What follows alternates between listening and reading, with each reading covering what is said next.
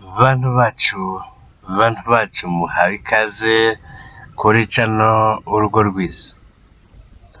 Ni igamije gutanga inama mu buryo bwimbitse, yibanda ku bibazo byo mu muryango, dore ko ibibazo byo mu muryango bimaze guhitana imbaga y'abantu, aho umugabo yica abana akica n'umugore nawe akirangiza, cyangwa se akica umugore yarangiza akayabangira ingata, agashakishwa n'inzego z'umutekano. Rimwe na rimwe ashobora gufatwa agafungwa aryozwa kwica abagize umuryango we. Muri rusange umuryango urugarijwe muri iki gihe, uhanganye n'ibibazo bikomeye ku buryo hatagize igikorwa ibibazo bikomeye by'ingutu bishobora kurimbura imbaga y'abantu, hakaba intambara idashobora guhoshywa, kuko niba umuntu yica abo mu rugo rwe nawe akirangiza, urubanza aba rurangije. Kuyitsinda byagora, ahubwo yahitana benshi kakahava. Biragaragara ko za leta ntacyo zishobora gukora kugira ngo zikumire iki kibazo, n'inzego z'umutekano nuko.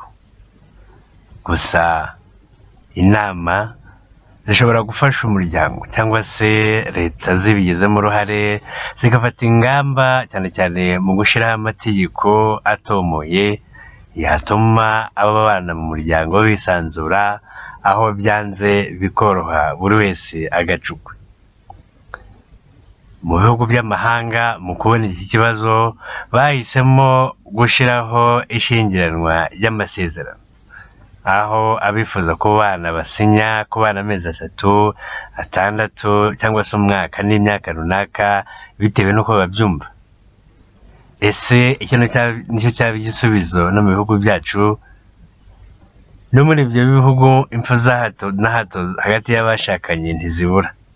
Ubwo rero icy'ingenzi ni ugutanga inama zihamye, maze abantu bakinjira mu by'umuryango bazi ibyo barimo, atari uguhubuka cyangwa se kwigana runaka.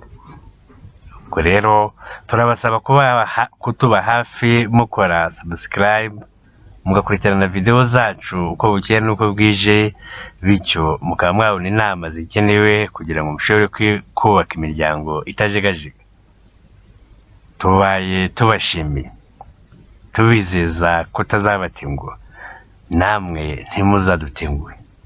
Ni Urugo Rwiza TV, tubaye ikaze twevuye inyuma.